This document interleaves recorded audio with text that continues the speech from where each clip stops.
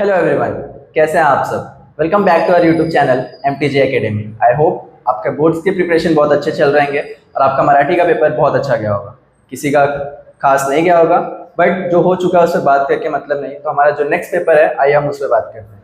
जैसा कि हम सब जानते हैं कि हमारा जो नेक्स्ट पेपर है वो है इंग्लिश का। तो आज इस वीडियो में हम बात करने वाले हैं इंग्लिश के पेपर पैटर्न।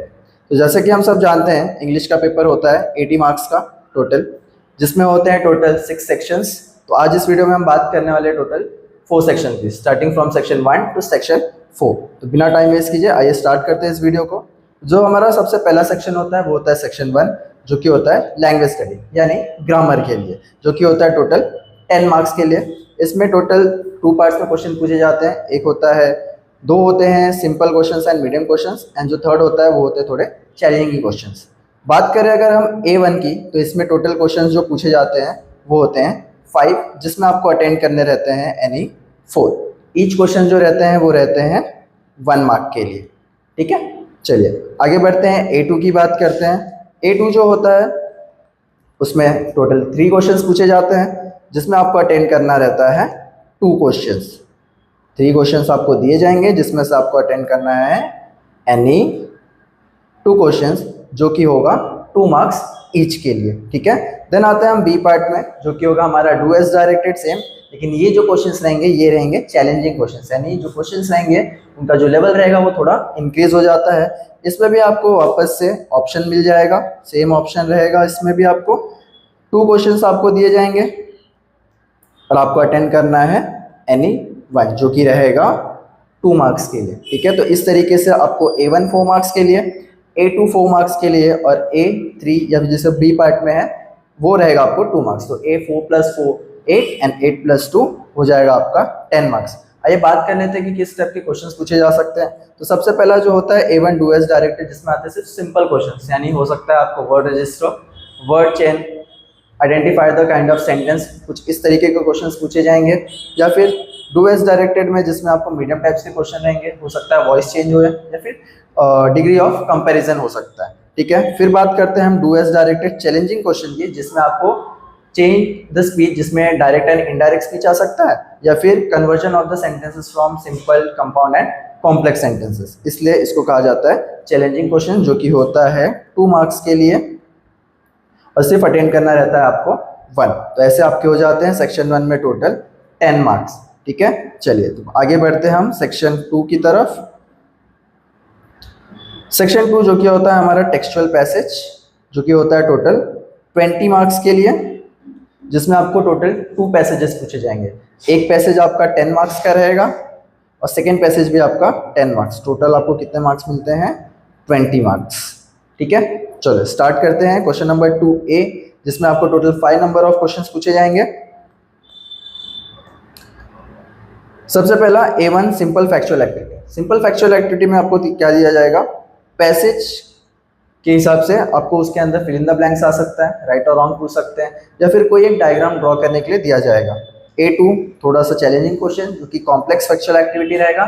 सेम इसमें भी आपको ट्री डायग्राम दिया जा सकता है या फिर डायग्राम दिया जाएगा, जिसको आपको कंप्लीट करना रहेगा। ठीक है, देन आता है क्वेश्चन नंबर 3, जो कि होता है activity based on vocabulary. Vocabulary क्या होता है? जैसे कि आपको सेम मीनिंग वाले वर्ड्स फाइंड करने बोल सकते हैं पैसेज से, अपोजिट्स आ सकता है, एंटोनिम्स, या तो फिर हो सकता है कि आपको नाउन फॉर्म, एडजेक्टिव फॉर्म, ये सारी चीज़ें लिखने के लिए है। बढ़ते हैं A4 की तरफ, जो होता है activity based on contextual grammar, यानी ऐसे ग्रामर क्वेश्चन जो कि किसके ऊपर बेस्ड रहेंगे, उस जो पैसेज आपको दिया हुआ है उसके ऊपर रहेगा। ठीक है, ये भी आपको अटेंड करना है, जो कि क्वेश्चन नंबर A4 रहेगा। देन लास्ट क्वेश्चन आता है जो रहेगा हमारा A5, जो कि आता है सेम पर्सनल रेस्पॉन्स, जो कि आप बहुत पहले से लिखते आ रहे हैं और देखते आ रहे हैं। पर्सनल रेस्पॉन्स में पैसेज के विद इन कोई रिलेटिव क्वेश्चन दिया रहेगा, उस पर आपका क्या पर्सनल ओपिनियन है, आप क्या जानते हैं, या फिर आपका इमेजिनेशन क्या है, या फिर रेस्पॉन्स क्या है, वो आपको क्या करना है इस क्वेश्चन में बताना। और इसमें टोटल नंबर ऑफ क्वेश्चन होते हैं 5, और ईच क्वेश्चन जो रहता है वो रहता है 2 मार्क्स। तो ऐसे करके 2 + 2 + 2 + 2 होते हैं आपका 10 मार्क्स। ठीक है, तो इसी तरीके से जो होता है क्वेश्चन नंबर 2B भी, जिसमें आपको वापस से सेम तरीके से क्वेश्चन पूछा जाएगा, जिसमें B1 simple factual activity, B2 complex, B3 activity based on vocabulary, B4 activity based on contextual grammar, जिसमें इनडायरेक्ट टू डायरेक्ट हो सकता है, डायरेक्ट टू इनडायरेक्ट हो सकता है, ट्रांसफॉर्मेशन ऑफ सेंटेंसेस हो सकता है from simple, compound and complex, ठीक है, या फिर वॉइस चेंज हो सकता है। देन आता है B5 जो कि होता है activity based on personal responsibility, जो पूरा सेम रहेगा क्वेश्चन, ठीक है। ये भी आपको कितने मार्क्स का रहेगा, 10 मार्क्स का। तो ऐसे करके आपको 10 + 10 कितने मार्क्स हो जाते हैं, 20 मार्क्स, ठीक है। चलिए आगे बढ़ते हैं, हमारा सेक्शन नंबर 3 जो कि रहेगा हमारा पोएम सेक्शन, ठीक है। बहुत ही इजी सेक्शन है, अगर आप अच्छे से करके जाते हैं तो इजीली मार्क्स स्कोर कर सकते हैं। इसमें बात करते हैं सबसे पहले इसके टोटल मार्क्स की। तो ये होता है टोटल 10 मार्क्स, जिसमें 5 मार्क्स आपका कॉम्प्रिहेंशन के लिए रहता है और 5 मार्क्स आपको रहते हैं एप्रिसिएशन के लिए, ठीक है बच्चों। बात करते हैं क्वेश्चन नंबर 3A की, जिसमें सबसे पहला जो A1 रहेगा, आपको पोएम दिया रहेगा, उस पोएम के हेल्प से आपको एक्टिविटीज कंप्लीट करनी रहेगी। सबसे पहला होता है simple factual activity, same poem आपको दी जाएगी, उसमें से फिल इन द ब्लैंक्स हो सकता है, फिर कंप्लीट द सेंटेंस पूछा जा सकता है। A2 जो कि थोड़ा कॉम्प्लेक्स यानी डायग्राम कंप्लीट करने दिया जा सकता है। एंड A3 हो सकता है वोकैबुलरी या फिर पोएटिक डिवाइसेस, यानी हो सकता है कि आपको एक सेंटेंस दिया जाए पोएम का, उसमें आपको आइडेंटिफाई करना है कि दिया हुआ जो सेंटेंस है वो उसमें कौन सा फिगर ऑफ स्पीच प्रेजेंट है, या फिर हो सकता है वोकैबुलरी, यानी आपको एक सेंटेंस का मीनिंग दिया जा सकता है और वो मीनिंग किस सेंटेंस को प्रेजेंट कर रहा है वो आपको बताना है, ठीक है। तो ऐसे जो क्वेश्चन नंबर 1 है वो रहेगा 2 मार्क्स के लिए, क्वेश्चन नंबर 2 भी रहेगा 2 मार्क्स के लिए, एंड लास्ट क्वेश्चन जो वोकैबुलरी या फिर पोएटिक डिवाइसेस है वो रहेगा 1 मार्क्स। तो ऐसे करके आपको टोटल होते हैं 5 मार्क्स। बात करते हैं बी पार्ट की, जो कि होता है एप्रिसिएशन। अब सबसे इजी टॉपिक है ये, आप इजीली इसके अंदर 5 मार्क्स स्कोर कर सकते हैं बिना एक भी मार्क्स गवाए। कैसे? तो जो भी पोएम का आपको एप्रिसिएशन लिखना रहता है वो पोएम आपको ऑलरेडी क्वेश्चन पेपर में दिया रहता है, वहां से आप टाइटल देख के लिख सकते हैं, पोएट का नाम देख के लिख सकते हैं, राइमिंग स्कीम देख के लिख सकते हैं, फिगर ऑफ स्पीच अगर आप आइडेंटिफाई कर सकते हैं तो, एंड लास्ट होता है थीम एंड सेंट्रल आइडिया, जिसका मतलब होता है कि उस पोएम में पोएट क्या कहना चाह रहा है, पोएट क्या बताना चाह, आपको क्या समझ में आ रहा है, वो लिखना रहता है आपको सेंट्रल आइडिया में, ठीक है। टाइटल आपने देख के लिख दिया, पोएट का नाम आपने देख के लिख दिया, राइम स्कीम और फिगर ऑफ स्पीच आपने आइडेंटिफाई कर लिया, यानी half marks plus half, then 1 + 1, total हो जाता है half plus 1 and then 2, total 3 marks आप क्या कर सकते हैं, इजीली स्कोर कर सकते हैं विदाउट, अगर आपको सेंट्रल आइडिया नहीं भी आ रहा है उसके बाद भी आप इजीली 3 मार्क्स स्कोर कर सकते हैं, ठीक है। अगर आपको सेंट्रल आइडिया आ रहा है, 3 लिखने आ रहा है, तो आप इजीली स्कोर कर सकते हैं टोटल 5 मार्क्स, ठीक है। तो मेरा कहना है कि आप एप्रिसिएशन पूरा अच्छे से करके जाइए ताकि इसमें आपका एक भी मार्क्स लॉस ना हो, ठीक है। चलिए आगे बढ़ते हैं सेक्शन 4 की तरफ, जो कि होता है हमारा अनसीन पैसेज। तो अनसीन पैसेज जो होता है वो होता है टोटल 15 मार्क्स के लिए, ठीक है। यहाँ पे सेम जैसा हमने सीन पैसेजेस में देखा था, नंबर ऑफ क्वेश्चंस 5 थे और ईच क्वेश्चन 2 मार्क्स के लिए थे, उसी तरीके से इसमें भी सेम 5 क्वेश्चंस होते हैं और ईच क्वेश्चन कितने मार्क्स के लिए होते हैं, 2 मार्क्स, जिसमें सबसे पहला होता है simple factual activity, fill in the blanks आ सकता है, सेंटेंस कंप्लीट करने के लिए आ सकता है, या फिर कोई एक सिंपल डायग्राम कंप्लीट करने के लिए आ सकता है।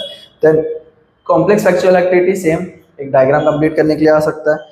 Then activity based on vocabulary, same meaning वाले वर्ड्स अपोजिट पूछे जा सकते हैं, मीनिंग्स पूछे जा सकते हैं। Activity based on contextual grammar, आपस से सेम चीज, आपको कोई भी ग्रामर दिया जाएगा with the help of the passage, यानी वो ग्रामर कहाँ से रहेगा, उस पैसेज के अंदर से रहेगा, मेनली इनडायरेक्ट स्पीच या फिर वॉइस चेंज आता है, पंक्चुएट द फॉलोइंग भी आ सकता है।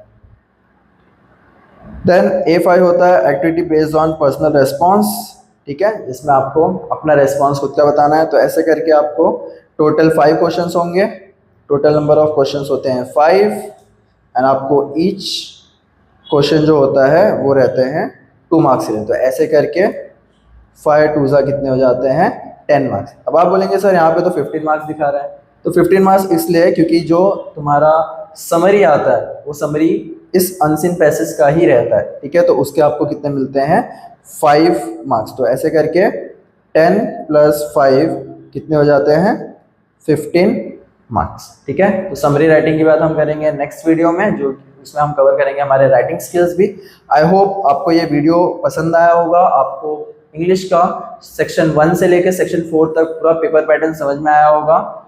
मिलते हैं नेक्स्ट वीडियो में, तब तक के लिए पढ़ते रहिए, ग्रो करते रहिए। अगर आप इस चैनल पर नहीं हो तो प्लीज़ सब्सक्राइब कीजिए ताकि कोई भी लेटेस्ट वीडियो आपसे मिस ना हो। शेयर कीजिए इस वीडियो के। तब तक के लिए take care and thank you.